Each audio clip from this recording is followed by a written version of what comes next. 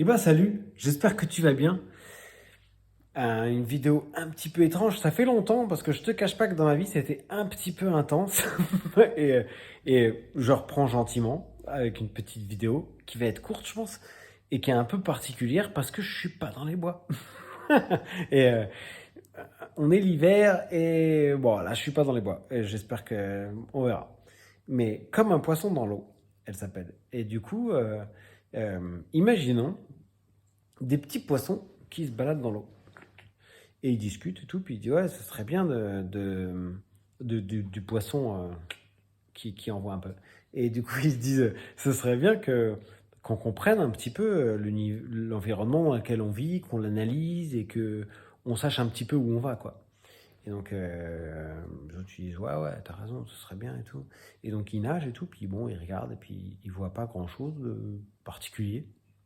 Ils oublient juste un petit peu qu'ils sont dans l'eau. Mais ils voient pas grand-chose de particulier, donc ils nagent et tout. Puis à un moment, comme ça, ils voient un petit vortex. Et ils disent, ah là, et tout, il y a quelque chose et tout. Là, il se passe quelque chose, on va voir.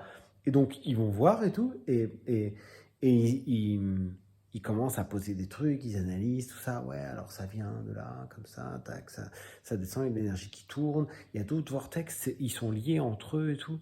Et ils posent leur compréhension du monde sur l'analyse des vortex.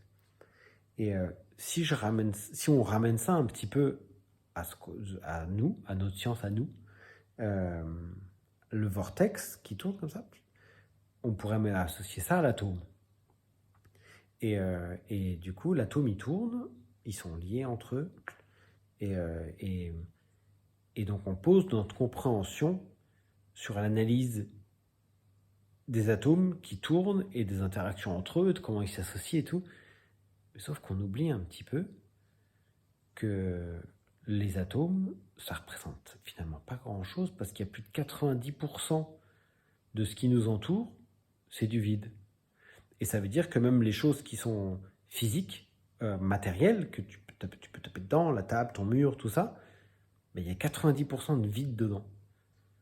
Les atomes, en fait, ils sont pas tout collés, c'est la partie qui bouge, en fait. Tu attires ton attention sur la partie qui bouge. Et ce vide, il est rempli d'énergie.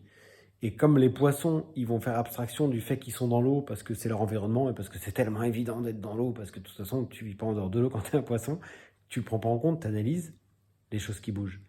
Et, euh, et on est un petit peu. La science, notre science est en train de faire un peu pareil. On analyse l'atome parce que c'est la partie visible qui bouge et qui représente, enfin encore une fois, 90% de ce qui nous entoure, c'est du vide avec plein d'énergie dedans.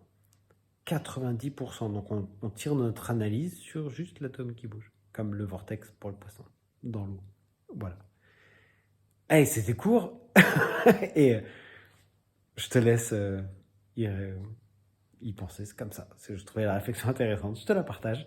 Et je te dis à une prochaine fois, je l'espère dans les bois. À bientôt, ciao.